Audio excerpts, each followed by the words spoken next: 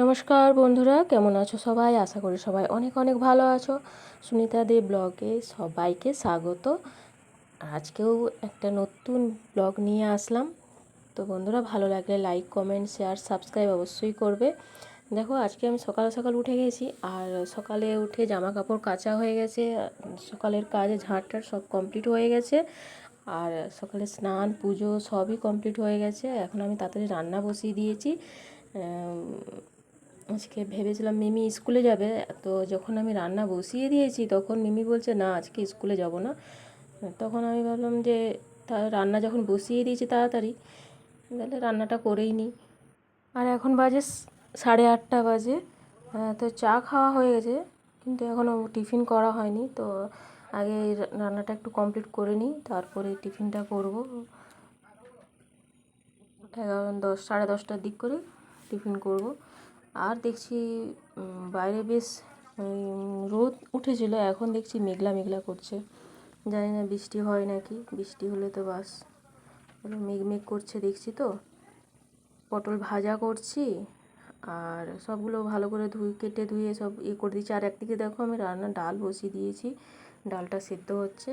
আর আমার পটল ভাজা আর ভেন্ডি আলুর চচ্চড়ি করব ভাবছি। সবজি কেটেও নিয়েছি।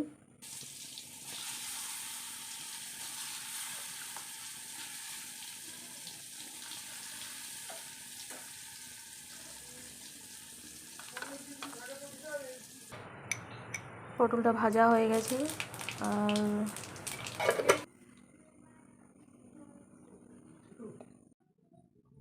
কড়াইতে শুকনো লঙ্কা 5 ফোড়ন দিয়ে দিয়েছি। এখন আলুটাকে দিয়ে দিচ্ছি। আলুগুলোকে ভালো ভালো করে ভাজা ভাজা করে নেব, দিয়ে তারপরে ভেন্ডিটা দেবো।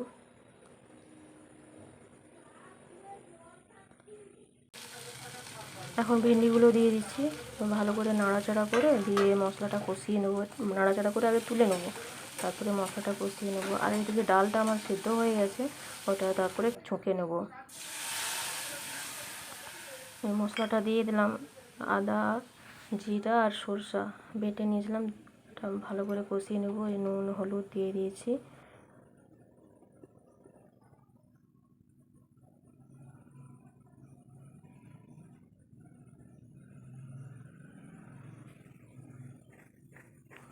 কষানো হয়ে গেছে, এখন ভেন্ডি আলু ভাজাটা দিয়ে দেবো।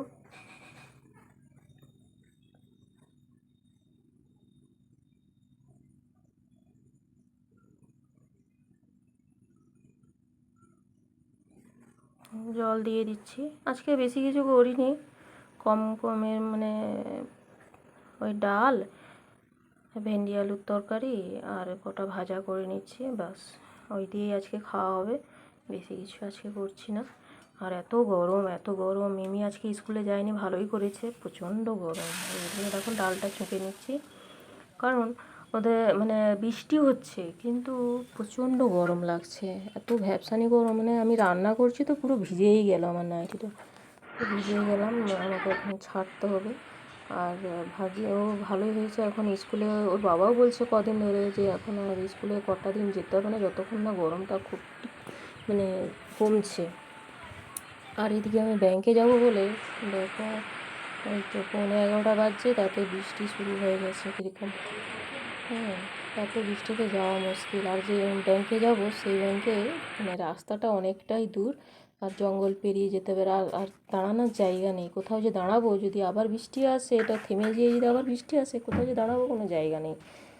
সেই জন্য আর আজকে থাক, আজকে যাইনি, আর কালকে যাব। দেখো, আমাদের আজকের মেনুতে আছে ভাত, ডাল আর ভেন্ডি আলুর চচ্চড়ি, পটল ভাজা, আর লাস্টে গরম গরম ডিম ভেজে দিয়েছি, ওটা দিয়েই খাওয়া হবে। খেয়ে নিচ্ছি। আর দেখো, পাশের বাড়ি একটা দিদি আমাকে আম দিয়েছে, তো কাঁচা আম দিয়েছিল। কাঁচা আমের মধ্যে মিমি হচ্ছে 2-3টে খেয়ে নিয়েছে, কাঁচা আমই খেয়েছে। আর পেকে গেছে, দেখো 4-5টা পেকে গেছে। পরশু দিনে দিয়েছে, কালকের দিনটা ছিল, আজকে পুরো পেকে গেছে। কিন্তু কিছু করার না, এখনও আমাদের মিমি বলেছে মা আচার করো। আর ও বলছিল পরশু দিন থেকেই বলছিল মা আচার করো, আচার করো। ও আচারটা খেতে খুব পছন্দ করে। এবারে আর আমার করা হয়নি, কালকে সময় ছিল না সেই জন্য। আর আজকে দেখো একটু হালকা হলুদ হলুদ হয়ে গেছে, তো এটাই করে নিচ্ছি।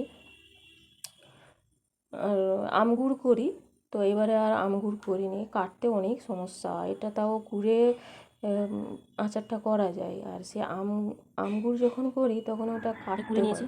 আর এবছর আমি আর আমগুড় করিনি, এটাই করছি। তো এগুলোকে ভালো করে কুড়ানো হয়ে গেছে। আর একটা আম রেখে দিয়েছি আম তেল করবো বলে, ওটাকে ভালো করে কাটতে হবে, মানে কাটতে আমার একটু অসুবিধাই হবে, পুরোটা কাটতে হবে মানে। দিয়ে ওটা শুকনো করে আম তেল করে নেবো। আর এখানে দেখো চিনি দিয়ে দিচ্ছি। চিনিটা খুব বেশি দেবো না, কারণ টক ঝাল মিষ্টি যেহেতু করবো আমের আচারটা, এইটা আচারটা টক ঝাল মিষ্টি করবো। এটা গুড় দিয়ে করছি না, এটা চিনি দিয়েই করছি। খুব বেশি চিনি দিচ্ছি না, হালকা দিচ্ছি। আর আমগুলো প্রচুর টক। আর এটা ভালো করে আধ ঘন্টা মতন রেখে দিচ্ছি।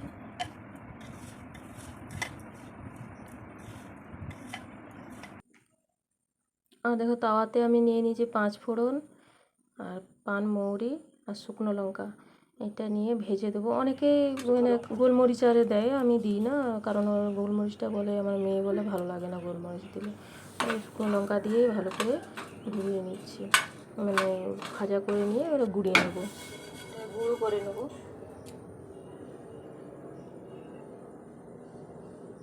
তারপর কড়াইতে দেখো ওই যে চিনিটা করে রেখেছিলাম, ওটা কি সুন্দর গলে গেছে চিনিগুলো, আধ ঘন্টা মতো রেখে দিয়েছিলাম। তো এখন কড়াইতে ঢেলে নিচ্ছি, লবণ দিয়ে দিচ্ছি। আর এইটা খেতে আমার এত ভালো লাগে, দারুণ দারুণ লাগে, খুব সুন্দর লাগে। আর মিমিও অনেক সুন্দর খায়, ওর বাবা খায়, কম খায়, একটু দিই তখনই বাস, আর বেশি খায় না। আর এটা বেশি দিন যাবে না, এই যে করছি না, বেশি দিন যাবে না, মাসখানেকও যাবে না, পেটে চলে যাবে, আমাদের মিমির পেটে চলে যাবে। কারণ আমাদের বাড়িতে টক থাকতে চায় না, মানে আমচুর বলো আর আমসটা, তেঁতুল, ওগুলোকে আমাকে লুকিয়ে রাখতে হয়। তবে এইটা কি আর সবসময় কি লুকানো যায় এতগুলো? তো তেঁতুলটা আমি লুকিয়ে রাখি মাঝে মধ্যে, আমি মানে মাছের যখন টক করি ওগুলো লুকিয়ে লুকিয়ে রাখি, নাহলে এমনি সব খেয়ে নেয়, তখন অসময়ে আর পায় না। দেখো আমার এটা হয়ে গেছে, কত সুন্দর মানে টেনে নিয়েছে। আর এখানে গুঁড়ো মশলাটা দিয়ে দিচ্ছি।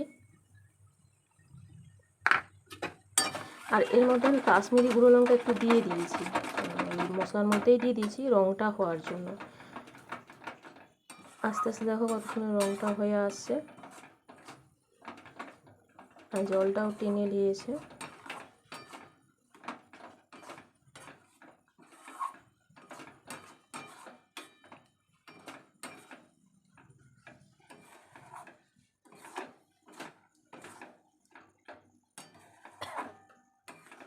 ভালো করে নাড়তে হবে, নেড়ে নেড়ে নাহলে নিচে বসে যাচ্ছে, ভালো করে নেড়ে নিতে হবে। ঠান্ডা হোক।